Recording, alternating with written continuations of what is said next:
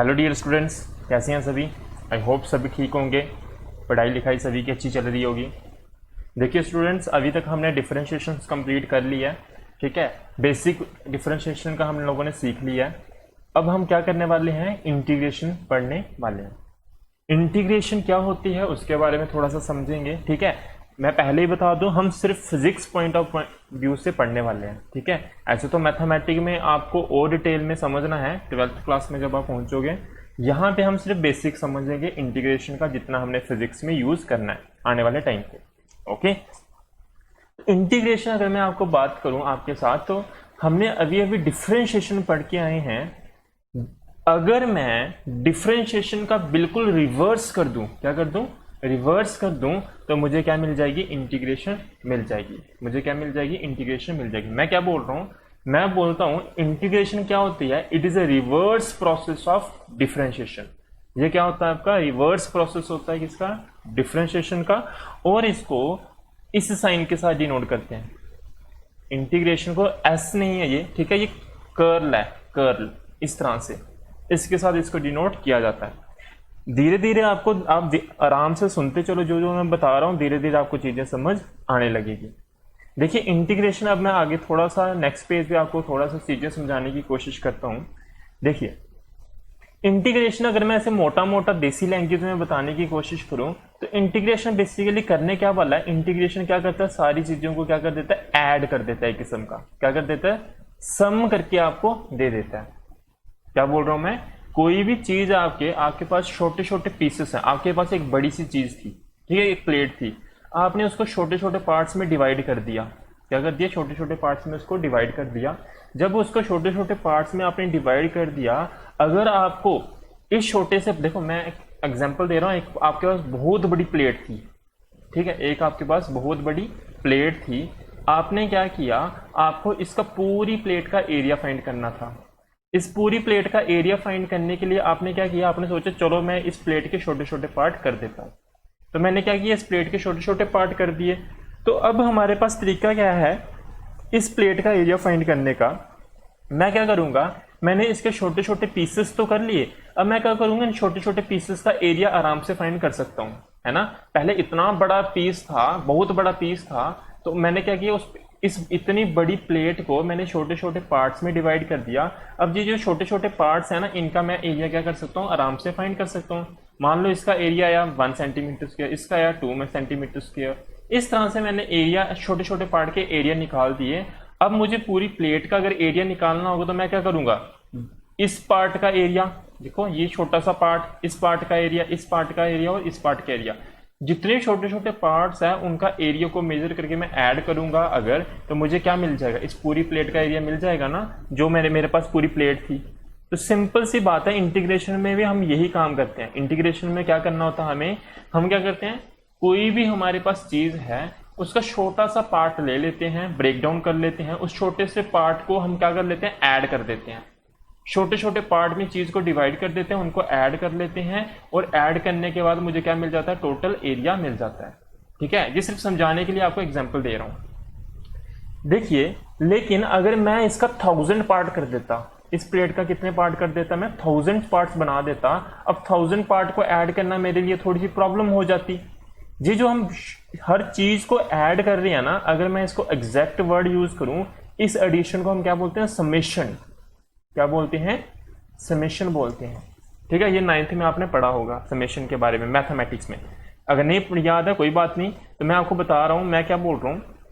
कोई भी चीज का अगर जैसे आपने एरिया फाइंड करना है, तो आपने क्या किया, उसको छोटे छोटे पार्ट्स में डिवाइड कर दिया, उन छोटे छोटे पार्ट का आपने एरिया निकाल लिया, उन एरिया को बाद में आपने क्या कर लिया, समेशन ले लिया उनका, मीन्स उनको क्या कर लिया, ऐड कर लिया। लेकिन प्रॉब्लम कहां पे आती है, आपके पास बहुत बड़ा एक प्लेट थी, उसको आपने 1000 पार्ट में तोड़ के रख दिया है, ठीक है।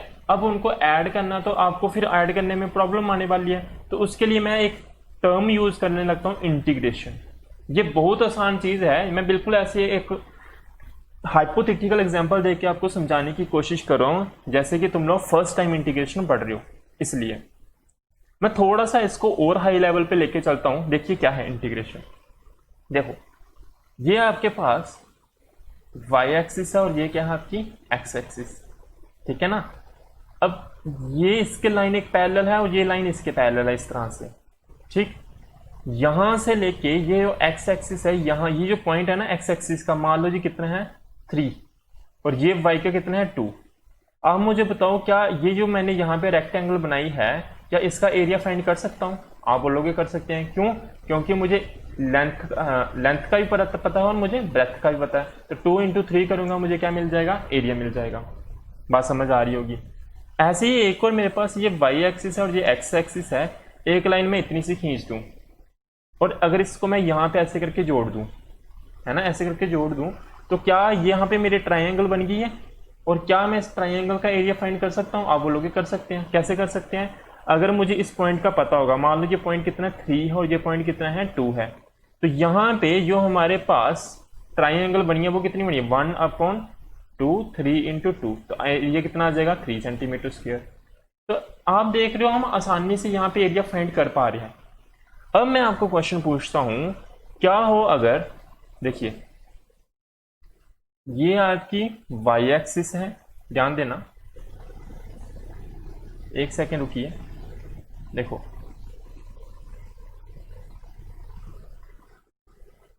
Give me second, okay.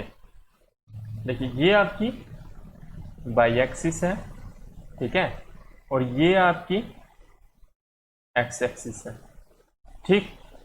अब क्या करना है, मैं बोलता हूं यहां से कोई लाइन शुरू होती है, इस तरह से चलती है ऐसे करके। अब बताओ इसका एरिया फाइंड करने के लिए आपको थोड़ी सी प्रॉब्लम आने वाली है ना। अब इसका एरिया, आप इसको यहां पे मिला दो, अब इसका एरिया कैसे फाइंड करोगे, है ना। इसके नीचे जो एरिया आ रहा है, इसके नीचे का एरिया आप नहीं फाइंड कर सकते हो। पहले तो सिंपल सी ट्राइंगल बन रही थी, रेक्टेंगल बन रही थी, आपने आराम से क्या कर लिया? एरिया फाइंड कर लिया। अब यहां पे कॉन्सेप्ट आता है, आप क्या करोगे? आप सिंपल सा एक तरीका लगाओ। कौन सा तरीका लगाओ? देखिए आप क्या करो, इस चीज को और इसको छोटे से पीस में डिवाइड कर दो।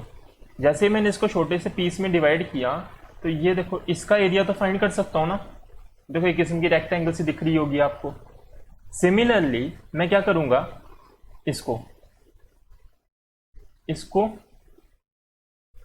और इसको छोटे से पार्ट में डिवाइड कर दिया, प्लेट में डिवाइड कर दिया, पीस में, और इसका भी एरिया आराम से अब मैं फाइंड कर सकता हूँ, है ना। रेक्टेंगल जैसी दिख रही है आपको ये चीज। अब आप ऐसे ही पूरा ये इसके नीचे जितना भी एरिया ना, इसको पूरा छोटे छोटे पीसेस में डिवाइड कर दो। डिवाइड करने के बाद इसका एरिया मान लो कितना आया?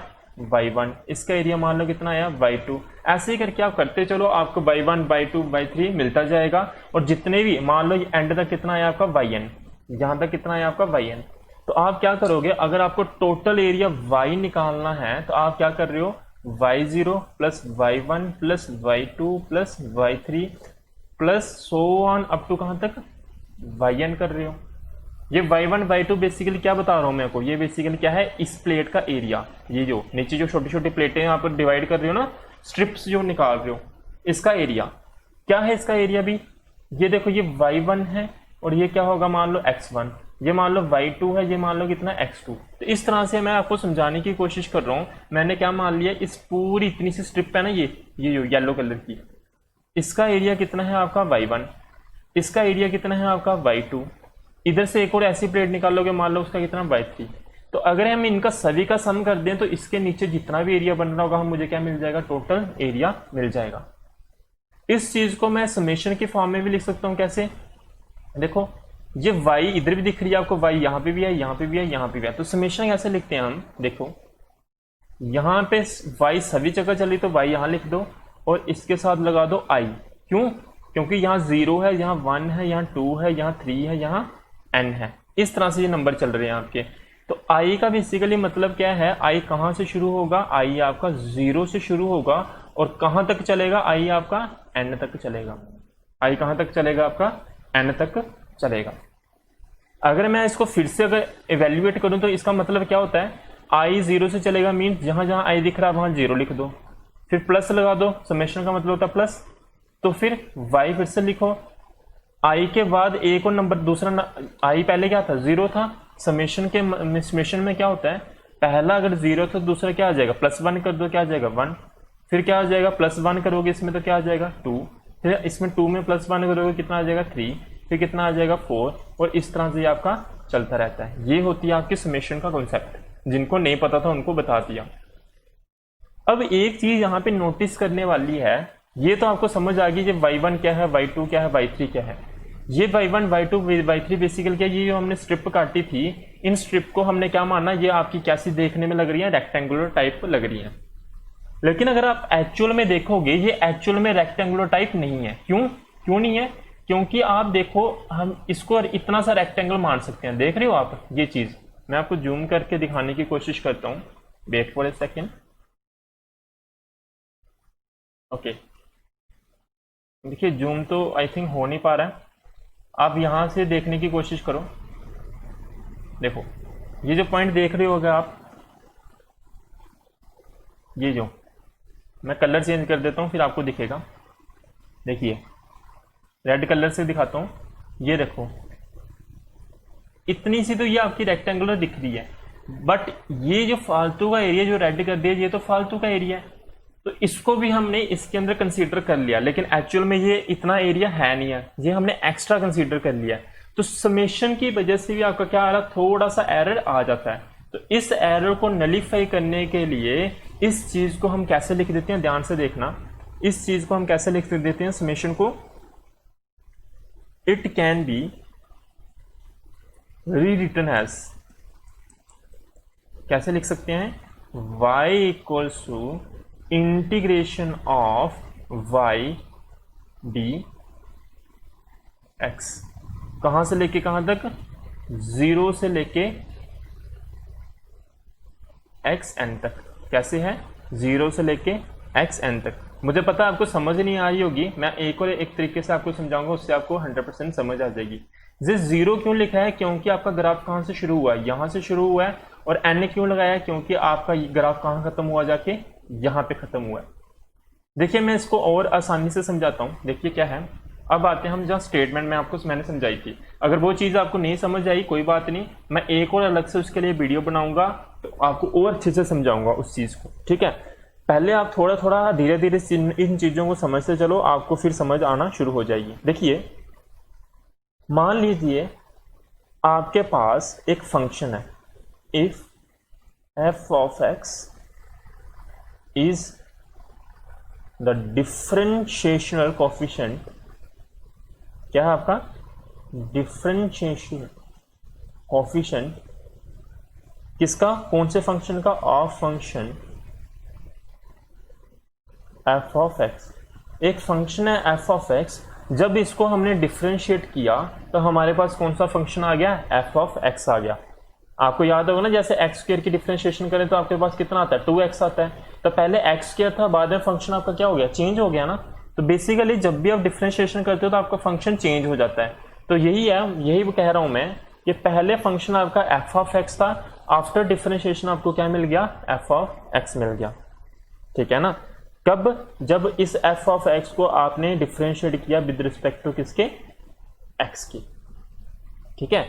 अच्छा अब देखो, तो मैं क्या कह रहा हूं, हमारे पास जो y है वो कितना है इस समय, f ऑफ x है आफ्टर डिफरेंशिएशन, है ना। तो ये देखो, अगर मैं यहां पे dy बाई dx, एक मिनट सॉरी, यहाँ y इज इक्वल टू क्या है, f ऑफ x है। जब इस y को मैं डिफरेंशिएट कर दूं विद रिस्पेक्ट टू x, तो हमारे पास क्या हो जाता है, dy बाई dx, किसकी डिफरेंशिएशन की हमने, f ऑफ x की। और f ऑफ x की डिफरेंशिएशन मैंने ऊपर स्टेटमेंट बताई है कि इसकी जब डिफरेंशिएशन कर रही है तो ये बेसिकली बन क्या रहा है आपका, स्मॉल f ऑफ x बन रहा है, यही बन रहा है ना। तो हमारे पास देखिए,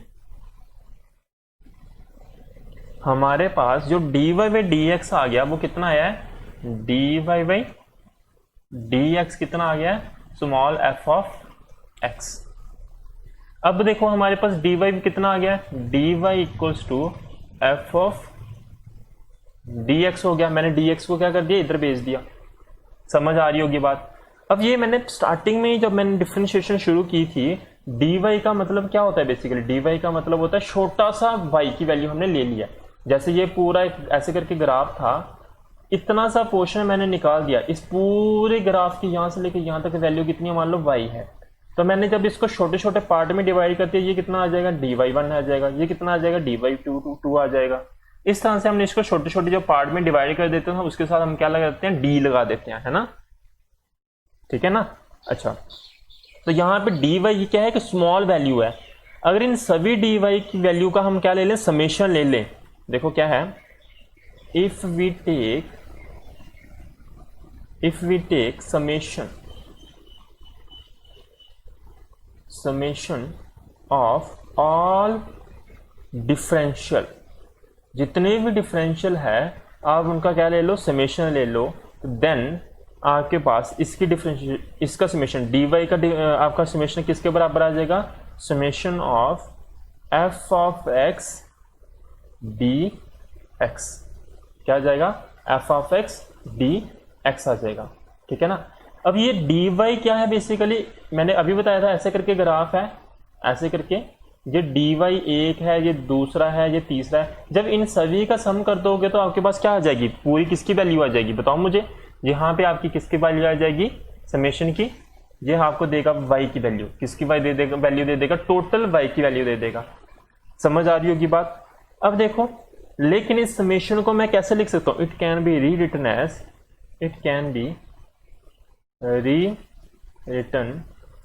कैसे लिख सकते हैं इसको हम, समेशन की जगह हम क्या साइन लगाएंगे, इंटीग्रेशन का। यहाँ पे क्या आ जाएगा, dy इक्वल्स टू, जहां समेशन दिख रहा है यहाँ वहां क्या लगा दो, इंटीग्रेशन का साइन, और जहां क्या आ जाएगा, f ऑफ x आ जाएगा, साथ में dx। इंटीग्रेशन का साइन क्यों आता लगाते हैं हम, मैंने अभी भी बताया था, थोड़ा सा जो एरर रहता है उसके कारण, है ना, ये हमें एक्यूरेट वैल्यू दे देगा। तो integration of dy equals to f of x dx आ गया। और ये समेशन मैंने बताया था ना आपको क्या देगा, आपको y की वैल्यू देगा। ऐसे ही ये जो इंटीग्रेशन ऑफ dy है ये किसकी वैल्यू दे देगा आपको, बताओ मुझे। ये इंटीग्रेशन हमें एग्जैक्ट वैल्यू दे देगा किसकी, y की। और y किसके बराबर आपका, f ऑफ x dx के बराबर है।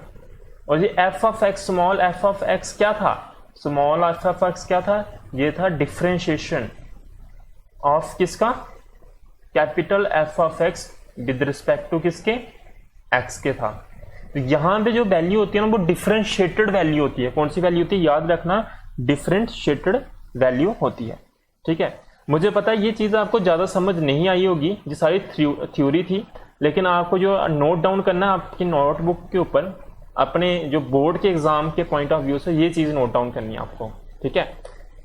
ओके, ये तो हो गया इंटीग्रेशन का। अब आते हैं मेन पॉइंट के ऊपर, जो चीजें आपको कॉन्सेप्ट क्लियर करवाएंगी, ठीक है ना। कैसे इसको यूज करना है वो चीज सीखते हैं हम। आपको अगर ये नोट करना है इसको अपनी समझ के लिए तो आपको वो लिख सकते हो। मैं बाद में ये फिर से एक और वीडियो बनाऊंगा आपके लिए, अच्छे से ग्राफिकल मेथड आपको सिखा दूंगा, ठीक है।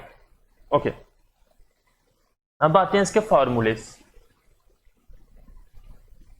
जिसकी बेस के ऊपर आपको, जिनकी आगे जरूरत पड़नी है, जो कि हमने यूज करने हैं। पहला मोस्ट इंपॉर्टेंट, हमने न्यूमेरिकल्स भी करने हैं। पहला मोस्ट इंपॉर्टेंट, अगर आप इंटीग्रेशन करते हो x raise power n dx की, इसका फार्मूला दिमाग में डाल लो। क्या है वो, x की पावर क्या हो जाएगी, एक इंक्रीज हो जाएगी। डिफरेंशिएशन में क्या होती थी, डिक्रीज होती थी, यहाँ पे इंक्रीज हो जाएगी और पावर नीचे क्या हो जाएगी, n+1 हो जाएगी। क्या हो जाएगी, n+1 हो जाएगी। मैं एक बार फिर से रिपीट करता हूं, मैंने क्या बताया, देखो जब भी आप इंटीग्रेशन कर रहे हो x रेस पावर n की, तो n की पावर, x की पावर क्या हो जाएगी, एक इंक्रीज हो जाएगी और डिनोमिनेटर में n+1 हो जाता है। और याद रखना साथ में जब भी आप ऐसी इंटीग्रेशन कर रहे हो उसके साथ आप क्या लगा दोगे, c लगा दोगे। c क्यों लगाओगे या थोड़ी देर के बाद मैं आपको बता दूंगा। c बेसिकली यहाँ पे मतलब क्या है, c का, c क्या है आपका, कांस्टेंट है। चलिए मैं यहीं पे आपको बता देता हूँ c कांस्टेंट क्यों लगाया। मैं एग्जांपल की मदद से आपको समझाता हूँ।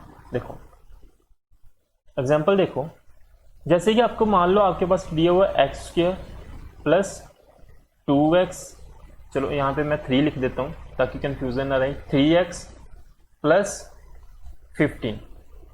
अब आपको क्या करना है, इसको डिफरेंशिएट करना है। ये y की वैल्यू है। जब आप इसको डिफरेंशिएट करोगे dy/dx को, तो आपके पास क्या आएगा, मैं डायरेक्टली लिख रहा हूँ क्योंकि डिफरेंशिएशन समझाई हुई है मैंने, क्या आ जाएगा, 2x +3 और 15 की डिफरेंशिएशन क्या होती है 0 होती है, तो 0 हम नहीं लिखते हैं। आई होप आपको ये चीज़ पता होगी क्यों लिखा मैंने इसको, कैसे आ गया। अगर आपको नहीं पता ये चीज़ तो आपको डिफरेंशिएशन सीखनी पड़ेगी, ठीक है ना। डिफरेंशिएशन वाला लेक्चर आपको अटेंड करने पड़ेंगे, तभी ये चीज़ समझ आएगी मैंने कैसे किया। इतनी सी बात तो मैं होप करता हूँ आपको पता होगी। लेकिन इंटीग्रेशन में हमने सीखा है what is integration. Integration is a reverse of differentiation, है ना। रिवर्स आपका किसका, डिफरेंशिएशन का। अब डिफरेंशिएशन का रिवर्स क्या है, क्या मतलब है इसका। देखो डिफरेंशिएट करके वैल्यू आपकी ये आई है, अगर मैं इसको इंटीग्रेट कर दूं तो मेरे पास क्या आना चाहिए, ये आना चाहिए। ये मतलब है इंटीग्रेशन का। मैं क्या बोल रहा हूं आपको, मैं ये बोल रहा हूं अगर डिफरेंशिएटेड वैल्यू आपकी ये है तो अगर आप इसको इंटीग्रेट कर देते तो आपके पास वैल्यू कौन सी आनी चाहिए, ये वाली। तो देखते हैं होता है ऐसा कि नहीं होता है, चलिए सीखते हैं। तो डिफरेंशिएटेड वैल्यू आपके पास क्या थी, d y by d x equals to कितना था 2x + 3, है ना, यही था ना। तो इसको मैं डी वाई बाई डी नहीं लिखता हूं, मैं सिंपल क्या लिख के चलता हूं, हमारे पास यहां पे क्या दिया हुआ है, d y by d x की वैल्यू मीन्स ये वाली वैल्यू इस बार हमारे पास। तो जब मैं इसको इंटीग्रेट करूंगा मेरे पास क्या आना चाहिए, ये आना चाहिए। तो देखते हैं आता है। तो मैं क्या करूंगा, इंटीग्रेशन ऑफ, आपको पता है F of x d x होता है, यही फार्मूला होता है। तो एफ ऑफ एक्स की जगह मैं क्या लिखूंगा इस बार, 2x + 3 की डिफरेंशिएशन dx। क्या बोला मैंने, एफ ऑफ एक्स क्या होता है, डिफरेंशिएटेड वैल्यू होती है, मीन्स इसकी वैल्यू होती है। इसकी वैल्यू मैंने क्या रख दी, 2x + 3 रख दी। तो किसके साथ इंटीग्रेट कर रहे हैं, dx के साथ कर रहे हैं। देखो यहां पे वही मेथड लगता है, 2x की इंटीग्रेशन अलग से होगी, बीच में प्लस का साइन था, और 3 की इंटीग्रेशन अलग से होगी, है ना।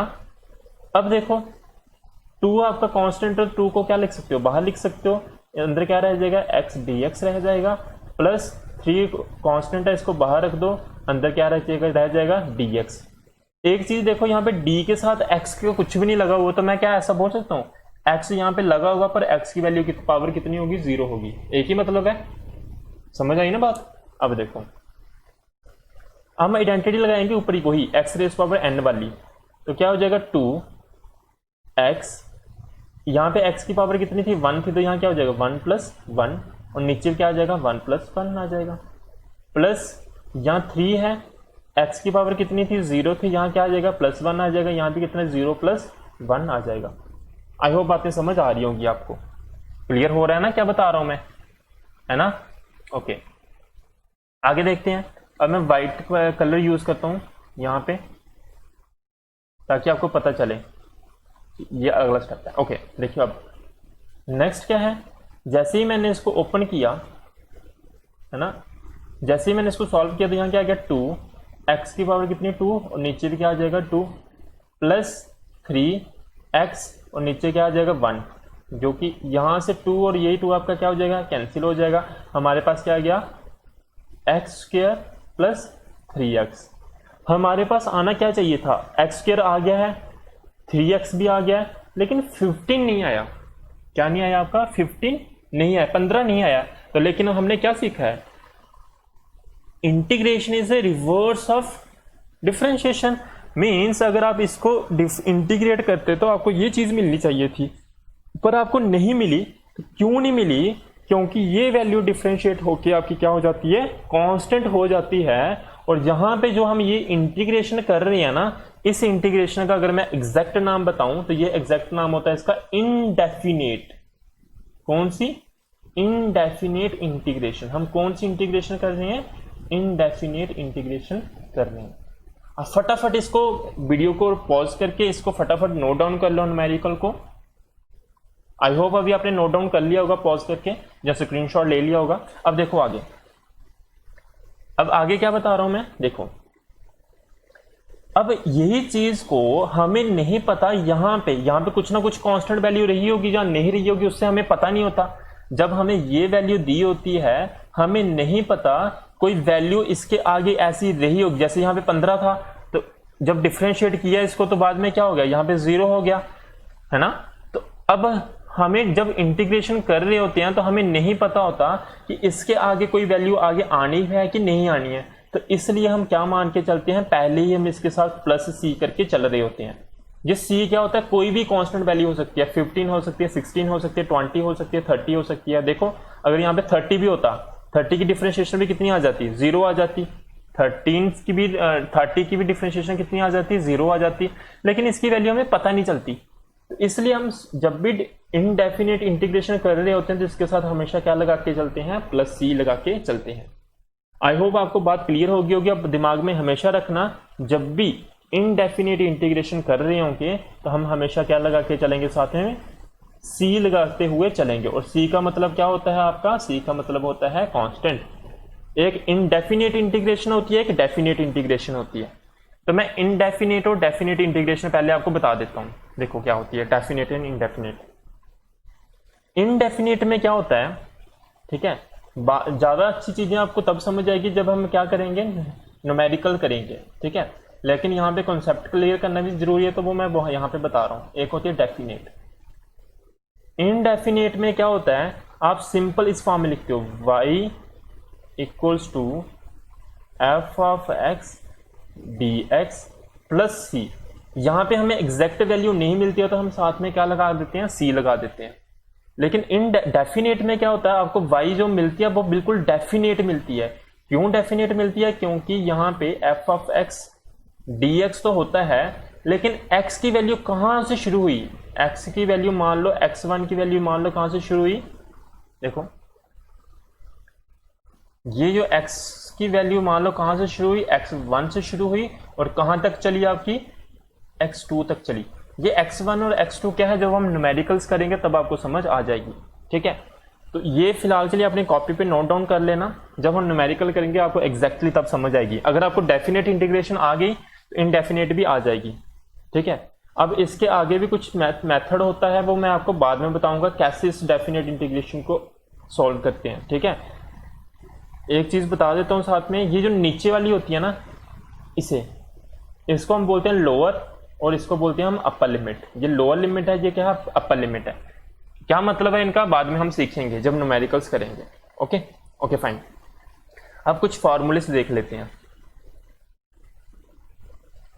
फॉर्मूलेस, पहला फार्मूला अभी भी मैं डिस्कस करके आया हूं, जब भी आप इंटीग्रेशन करोगे x raise power n dx की, तो आपके पास हमेशा क्या बनेगा, x raise power n plus 1 upon n plus 1 plus क्या लगाओगे c। दूसरा फार्मूला मैं आपको बताता हूं, देखो जैसे कि मैं न्यूमेरिकल में भी बता के आया हूं, जैसे यहाँ पे dx है, इंटीग्रेशन ऑफ dx क्या होती है, देखो इसको सॉल्व करके बताता हूं। यहाँ पे dx लिखा है तो मीन्स ऐसे आप मान के चलो x रेज पावर 0 है, x की पावर 0 मीन्स क्या हो जाएगा 1, तो यहाँ पे क्या लगा हुआ, 1 ही तो लगा होगा, तो x रेज पावर 0 इसका मतलब ये होता है। और इसकी जब भी आप इंटीग्रेशन करोगे तो क्या हो जाएगा, 0 plus 1 upon 0 plus 1 plus c। तो सॉल्व किया तो आपके पास क्या आ गया, x प्लस c। ये इसकी डिफरेंशिएशन होती है, याद रखना। थर्ड मेथड क्या है, देखिए जब भी आपको x रेज पावर -1 dx करो, बहुत इंपॉर्टेंट है, हमेशा आप गड़बड़ी कर दोगे इस चीज में, इसको ध्यान में रखो। जब भी आप x रेज पावर -1 की इंटीग्रेशन करोगे तो ये गलती मत कर देना, ये मत लगा देना x raise power n plus 1 upon -1 plus 1। देखो इससे क्या हो जाएगा, x की पावर कितनी हो जाएगी 0 और नीचे क्या आ जाएगा 0। तो आपको पता है 1/0 कौन सी फॉर्म होती है, इंफिनिटी या अनडिफाइंड बोल देते हैं हम। तो ऐसा पॉसिबल नहीं हो सकता है, तो इसको सॉल्व करने का जो लॉन्ग मेथड है वो तो आप मैथमेटिक्स में सीख ही लोगे। तो यहाँ पे आपको डायरेक्टली फार्मूला याद रखना है, तो इसकी इंटीग्रेशन इस पर्टिकुलर फंक्शन की x रेज पावर -1 dx की जब भी आप इंटीग्रेशन करोगे तो आपको कितना मिलता है, log x मिलता है प्लस c, ठीक है। क्यों, यहाँ पे मैंने आपको log की डिफरेंशिएशन नहीं बताई थी, तो मैं यहाँ पे बता देता हूँ, जब भी आप log को डिफरेंशिएट करोगे ना, ये हमेशा किसके बराबर होता है, 1 अपॉन x के होता है, इसको याद रखना। log की डिफरेंशिएशन क्या होती है, 1/x। जब 1/x का बेसिकली मतलब क्या है, x रेज पावर -1। तो जब आप x रेज पावर -1 की इंटीग्रेशन करोगे तो आपको उल्टा मिल जाता है, क्या मिल जाएगा, log x मिल जाएगा। ये इंपॉर्टेंट है, इसको याद रखना, ठीक है, कंफ्यूजन मत रखना अपने दिमाग में। नेक्स्ट चलते हैं, इंटीग्रेशन जैसे आपने उसमें किया था differentiation of e raise power x की, क्या आती थी, ई रेज पावर एक्स आती थी, सेम इसकी भी इंटीग्रेशन क्या आ जाएगी, ई रेज पावर एक्स ही आ जाएगी, प्लस क्या लगाते हैं हम, सी लगाते हैं। समझ आ रही होगी बात। फिर उसके बाद कॉस और साइन वाला केस था, देखिए नेक्स्ट कितने पॉइंट हो गए आपके,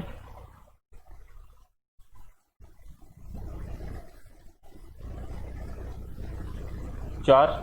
फिफ्थ देखो क्या है, जब भी आप इंटीग्रेशन करोगे साइन एक्स की with respect to d x, तो आपको क्या मिलेगा, उल्टा मिल जाएगा, क्या मिल जाएगा, कॉस एक्स, लेकिन इसके साथ साइन कौन सा, नेगेटिव प्लस क्या, सी। क्यों, आपको पता ना डिफरेंशिएशन जब आपने किसकी की थी, कॉस एक्स की डिफरेंशिएशन की थी, तो आपको क्या मिला था, माइनस साइन एक्स मिला था। अब हम साइन एक्स की डिफरेंशिएशन कर रहे हैं तो आपको क्या मिलेगा, माइनस कॉस एक्स।